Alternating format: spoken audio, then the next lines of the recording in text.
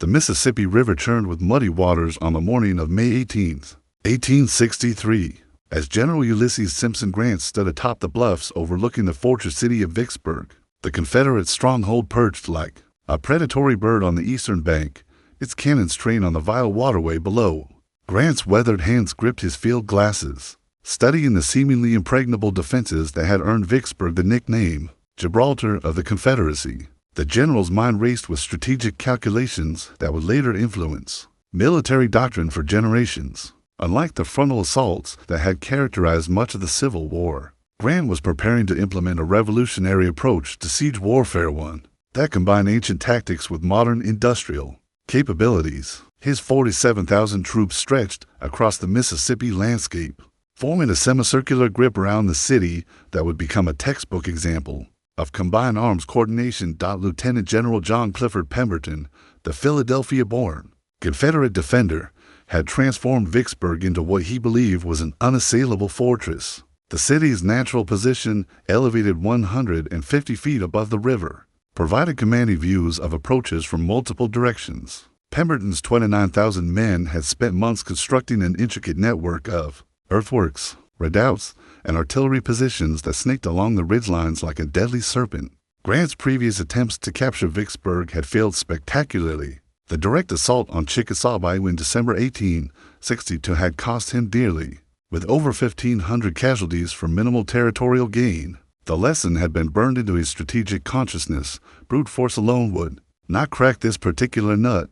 Instead, he would need to orchestrate a campaign that demonstrated principles later codified in modern military doctrine: combined operations, logistics superiority, and psychological warfare. The Union generals' innovative thinking extended beyond mere tactical considerations. Grant understood that Vicksburg's fall would effectively split the Confederacy in two, severing Texas, Louisiana, and Arkansas from the rest of the rebellious states. President Abraham Lincoln had famously declared that Vicksburg is the key, and Grant held that key in his methodical hands.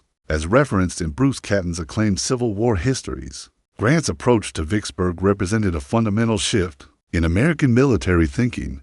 The siege would demonstrate how superior logistics, coordinated naval support, and sustained pressure could overcome even the most formidable defensive positions. These principles would later influence military strategies from World War I through modern conflicts.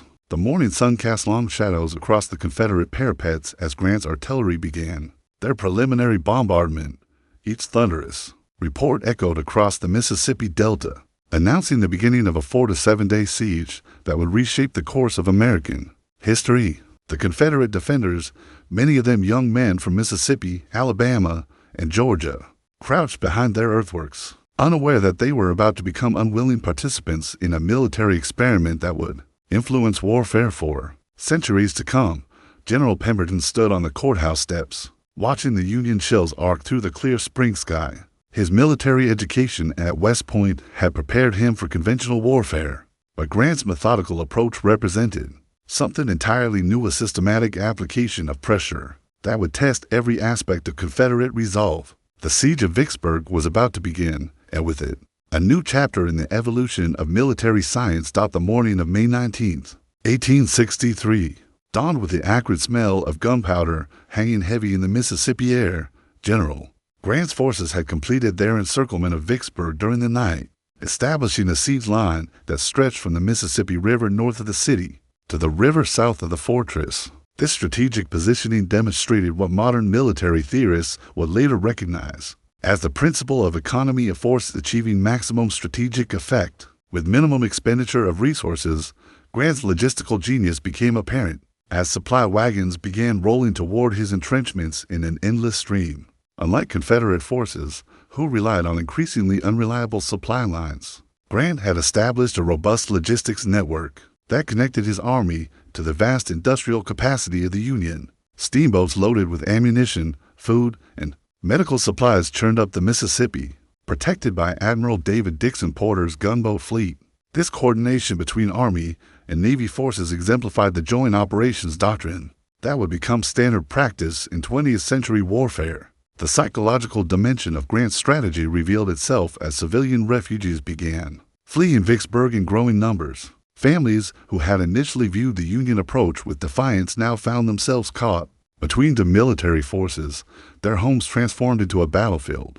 The Confederate defenders watched helplessly as their support base literally walked away, carrying bundles of possessions and leading children by the hand toward uncertain futures. Behind Union lines, Major General William Tecumseh Sherman, commanding the 15th Corps on Grant's right flank, had positioned his troops with mathematical precision.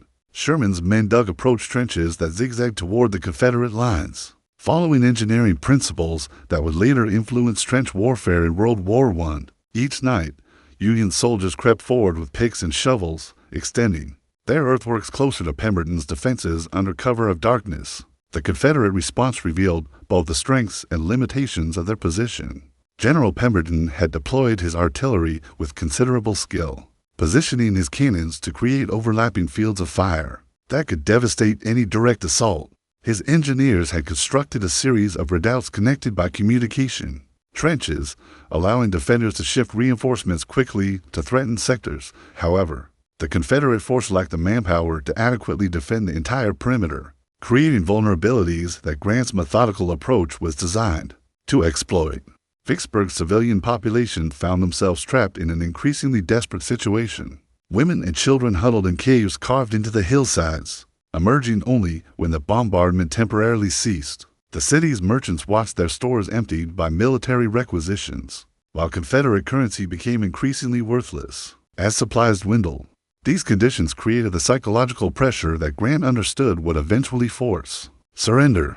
The Union artillery barrage continued with mechanical regularity, each shell carefully aimed to maximize both physical and psychological impact. Grant's gunners targeted not only military installations, but also civilian infrastructure, warehouses, railroad terminals, and communication facilities. This systematic approach to siege warfare demonstrated principles that would later be refined during the industrial conflicts of the 20th century. By the end of May, Grant's siege lines had evolved into a complex network of trenches, artillery positions, and supply depots that resembled a small city. Union soldiers had established a routine that balanced military necessity with human endurance, rotating between frontline duties, supply work, and rest periods. This systematic approach to military organization would influence Army doctrine for generations, demonstrating how sustained operations required careful attention to troop welfare and morale. The Confederate defenders, meanwhile, found themselves increasingly isolated from the outside world. Pemberton's communication with Confederate headquarters in Richmond became sporadic, forcing him to make crucial decisions without adequate intelligence about Union intentions or Confederate relief efforts.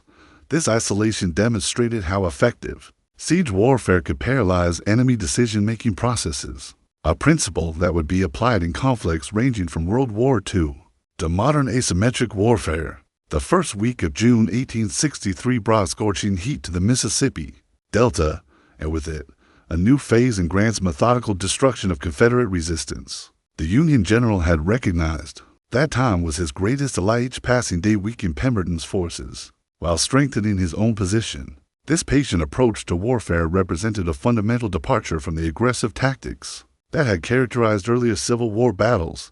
Inside Vicksburg's shrinking perimeter, the mathematics of siege warfare began asserting their inexorable logic. Pemberton's quartermaster reported that food supplies were diminishing at an alarming rate, with daily rations reduced to half portions for both soldiers and civilians. The Confederate general faced the classic siege dilemma: surrender while his forces retained some combat effectiveness, or continue resistance until starvation forced capitulation. Grant's intelligence network provided him with detailed information about conditions inside the city. Escaped slaves, Confederate deserters, and civilian refugees painted a consistent picture of growing desperation. Union spies reported that Vicksburg's defenders were supplementing their meager rations with whatever they could forage: tree bark, grass, and even leather goods boiled into unpalatable stews. This intelligence advantage demonstrated how effective siege warfare required comprehensive information gathering, a principle that would become central to modern military doctrine.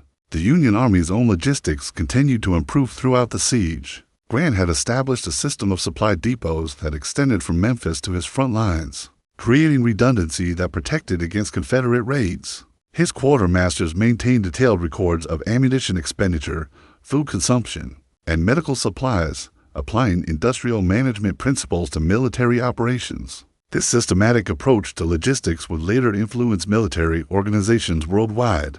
Confederate attempts to break the siege revealed both the courage and futility of their position. General Joseph Eggleston Johnston, commanding Confederate forces in Mississippi, had assembled a relief army near Jackson, but his 24,000 men were insufficient to challenge Grant's superior numbers. Johnston's cautious approach frustrated both President Jefferson Davis and General Pemberton, who desperately needed external support to maintain their defense. The psychological warfare dimension of Grant's strategy intensified as June progressed. Union artillery began targeting specific buildings within Vicksburg, the courthouse, churches, and prominent residences, creating a sense of personal vulnerability among the city's leadership.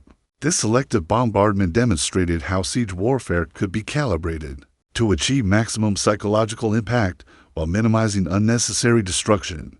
Pemberton's defensive strategy adapted to the changing circumstances with remarkable ingenuity. Confederate engineers constructed underground tunnels that allowed movement between defensive positions without exposure to Union snipers. They also developed a system of signal flags that enabled communication across the siege perimeter, maintaining coordination despite the constant bombardment.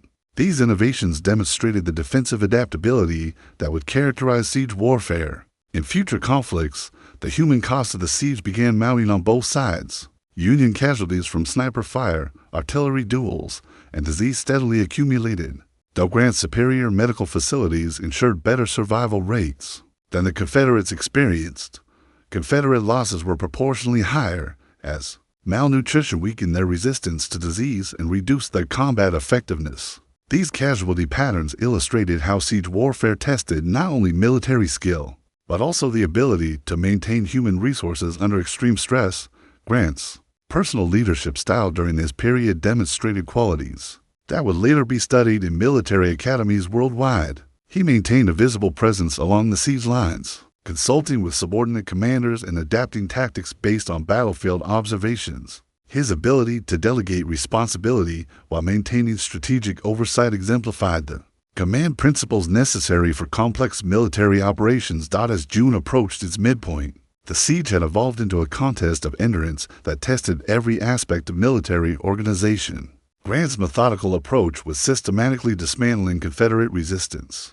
Through a combination of physical pressure, psychological warfare, and logistical superiority, the principles being demonstrated at Vicksburg would influence military thinking for generations, establishing siege warfare as a precise science rather than merely a brute application of force. The morning of June 25, 1863, brought an ominous sound to the Vicksburg battlefield, the muffled thudding of picks and shovels working deep beneath the earth. Grant's engineers had begun the most ambitious phase of their siege operations, military mining. This ancient technique, refined with modern engineering principles, would demonstrate how siege warfare could literally undermine enemy fortifications. Colonel Andrew Hickenlooper of the 5th Ohio Regiment supervised the construction of a mine shaft aimed at the 3rd Louisiana Redan, one of Vicksburg's strongest defensive positions.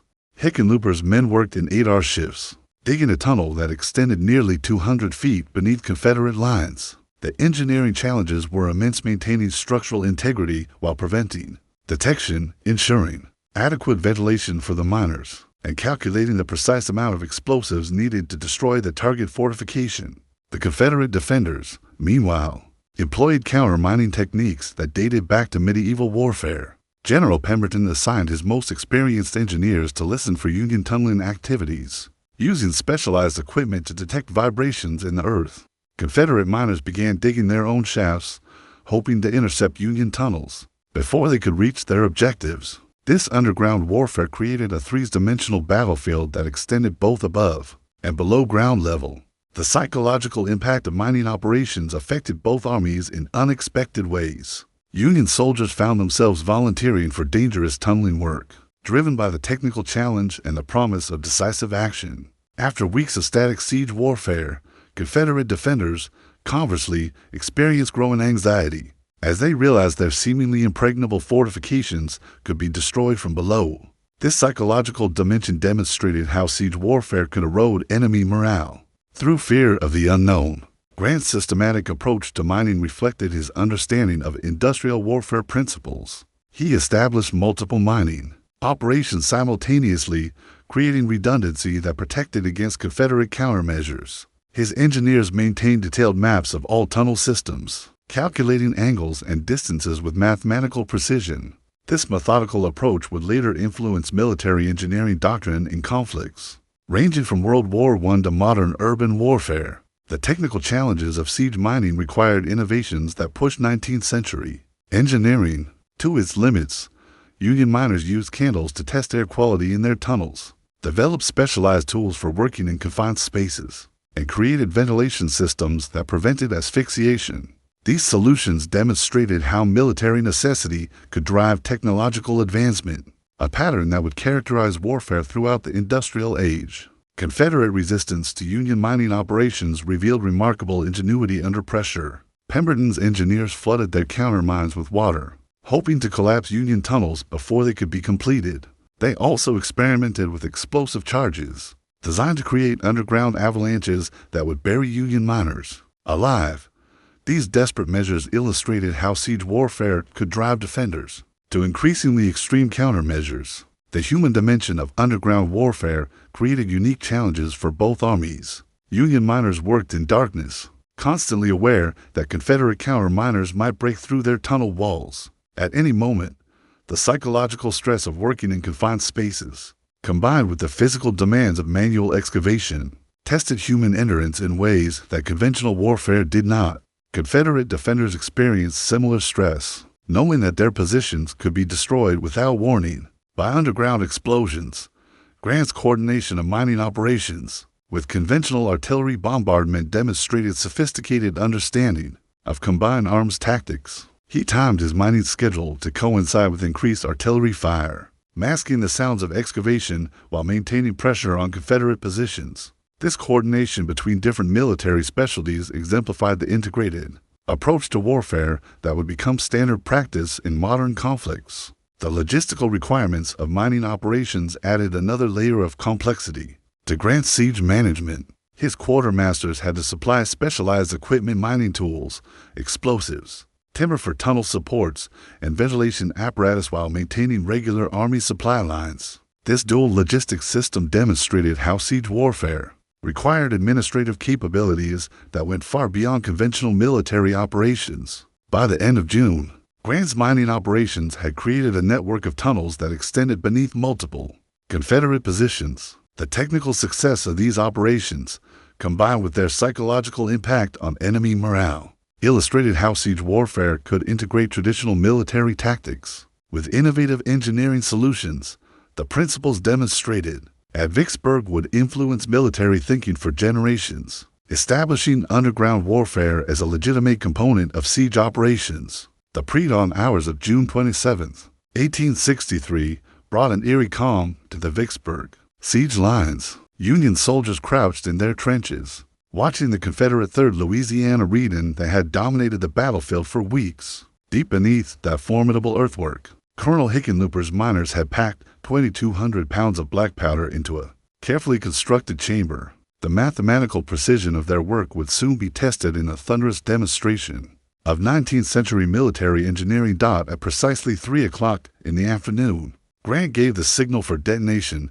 The explosion that followed shook the earth for miles around, sending a massive column of dirt, timber, and debris high into the Mississippi sky.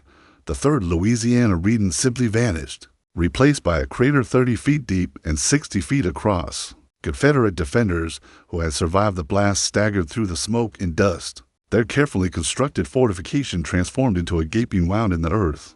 The immediate aftermath of the mine explosion revealed both the potential and limitations of siege warfare innovation. Union forces launched a coordinated assault on the crater, expecting to exploit the gap in Confederate defenses. However, Pemberton's forces had prepared for this possibility, positioning reserve troops to counterattack any breakthrough attempt. The result was a vicious hand-to-hand battle fought in the crater itself, with both sides suffering heavy casualties for minimal territorial gain. General Pemberton's response to the mining attack demonstrated the adaptability that had kept Confederate forces effective despite overwhelming odds. Within hours of the explosion, his engineers had begun constructing new defensive positions that incorporated the crater into their defensive scheme.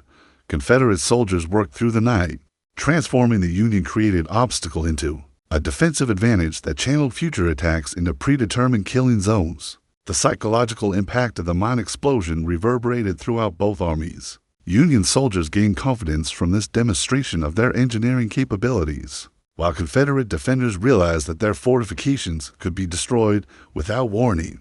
This psychological shift illustrated how siege warfare could erode enemy morale through technological surprise, a principle that would become increasingly important in modern conflicts. Grant's systematic approach to mining operations continued. Despite the mixed results of the first explosion, his engineers immediately began work on additional tunnels, targeting different sections of the Confederate perimeter. This persistence demonstrated how siege warfare required sustained commitment to multiple approaches, rather than relying on single decisive actions. The principle of maintaining pressure through diverse methods would influence military doctrine for generations. The Confederate counter-mining efforts intensified after the Louisiana-Reading explosion. Pemberton's engineers developed more sophisticated listening techniques, using wine glasses and other improvised instruments to detect Union tunneling activities. They also began constructing underground barriers designed to limit the effectiveness of future explosions. These innovations demonstrated how siege warfare could drive rapid technological development. Under combat conditions, the logistical challenges of siege mining became increasingly complex as operations expanded. Grant's quartermasters had to coordinate the supply of explosives, mining equipment, and construction materials while maintaining regular Army logistics. This dual supply system required administrative capabilities that went beyond conventional military operations, illustrating how siege warfare tested organizational skills as much as tactical abilities. The human cost of underground warfare mounted steadily as both sides escalated their mining efforts. Union miners faced constant danger from cave-ins, explosions, and Confederate counter-mining operations. Confederate defenders experienced similar risks with the added stress of knowing that their positions could be destroyed at any moment. These casualty patterns demonstrated how siege warfare could create unique forms of combat stress that affected military effectiveness. The international military observers who witnessed the Vicksburg siege recognized the significance of Grant's mining operations. European military theorists, still influenced by the defensive successes of the Crimean War, saw in Vicksburg a demonstration of how modern engineering could overcome traditional fortifications. This recognition would influence military thinking worldwide, contributing to the development of siege warfare doctrine that would be applied in conflicts ranging from World War I to modern urban warfare. As June ended and July began, Grant's mining operations had established a new paradigm for siege warfare. The combination of engineering precision, logistical support, and psychological pressure demonstrated how modern military forces could systematically reduce enemy fortifications through sustained technical effort. The principles being developed at Vicksburg would influence military operations for generations, establishing siege warfare as a scientific discipline rather than merely an application of brute force. The scorching heat of early July 1863 brought desperate measures to both sides of the Vicksburg siege. Inside the Confederate perimeter, General Pemberton faced the harsh mathematics of military necessity. His food supplies would last perhaps to more weeks, ammunition was critically low, and disease was spreading rapidly through his weakened garrison. The Confederate general understood that time had become his greatest enemy, more dangerous than Grant's artillery or mining operations. Grant's intelligence network provided him with detailed reports of Confederate desperation. Escaped slaves and Confederate deserters painted a consistent picture of starvation and declining morale within Vicksburg's defenses. Union spies reported that Confederate soldiers were eating mules, rats, and even tree bark to supplement their meager rations. This intelligence advantage demonstrated how effective siege warfare required comprehensive information gathering, allowing commanders to calibrate their pressure based on accurate assessments of enemy capabilities. The Union Army's own condition contrasted sharply with Confederate suffering. Grant's logistics system had evolved into a model of military efficiency, with supply boats arriving daily from Memphis and beyond. His quartermasters maintained detailed inventories of ammunition, food, and medical supplies, ensuring that Union forces could maintain their siege indefinitely. This logistical superiority illustrated how modern warfare increasingly depended on industrial capacity, and administrative efficiency. Confederate attempts to break the siege revealed both the courage and futility of their strategic position. General Johnston's relief army had grown to approximately 30,000 men, but remained insufficient to challenge Grant's superior numbers. Johnston's cautious approach frustrated both President Davis and General Pemberton, who desperately needed external support to maintain their defense. The failure of Confederate relief efforts demonstrated how siege warfare could isolate enemy forces, both physically and psychologically. The civilian population of Vicksburg endured suffering that would later be studied as an example of siege warfare's impact on noncombatants. Families huddled in caves carved into the hillsides, emerging only when bombardment temporarily ceased. Children showed signs of malnutrition, while adults grew increasingly desperate for food and medicine.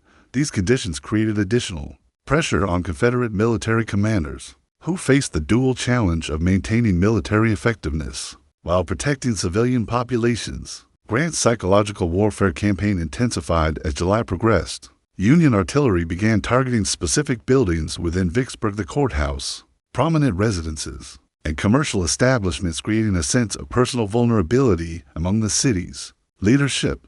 This selective bombardment demonstrated how siege warfare could be calibrated to achieve maximum psychological impact while minimizing unnecessary destruction. The principle of graduated pressure would influence military doctrine. For generations, the Confederate defensive strategy adapted to changing circumstances with remarkable ingenuity. Pemberton's engineers constructed underground shelters that provided protection from artillery bombardment, while his medical staff developed treatments for malnutrition and disease. Using limited resources, Confederate soldiers maintained their positions despite growing weakness, demonstrating the resilience that would characterize Southern resistance. Throughout the war, the international implications of the Vicksburg siege began emerging as European military observers recognized the significance of Grant's methodical approach. British and French military theorists, still influenced by the defensive successes of the Crimean War, saw in Vicksburg a demonstration of how modern engineering and logistics could overcome traditional fortifications. This recognition would influence European military thinking and contribute to the development of siege warfare doctrine that would be applied in future conflicts. Grant's personal leadership during this critical period demonstrated qualities that would later be studied in military academies worldwide. He maintained a visible presence along the siege lines, consulting with subordinate commanders and adapting tactics based on battlefield observations. His ability to delegate responsibility while maintaining strategic oversight exemplified the command principles necessary for complex military operations. These leadership qualities would influence military education for generations. As July 4th approached Independence Day for the United States, both armies prepared for what many recognized would be the final phase of the siege. Grant's methodical approach had systematically dismantled Confederate resistance through a combination of physical pressure, psychological warfare, and logistical superiority. The principles being demonstrated at Vicksburg would influence military thinking for generations, establishing siege warfare as a precise science rather than merely a brute application of force. The gathering storm of the siege's conclusion would test both armies' endurance and resolve, but the outcome was increasingly clear to objective observers. Grant's patient, systematic approach had created conditions that made Confederate surrender inevitable, demonstrating how modern warfare could achieve decisive results. Through sustained application of superior resources and strategic thinking, the morning of July 3, 1863, dawned with an unusual quiet over the Vicksburg battlefield.